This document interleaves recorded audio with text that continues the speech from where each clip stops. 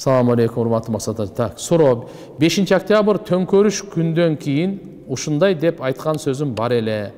Садыр Жапаров президент болсо, бир эмес 2 кой соет элем деп. Анан болду.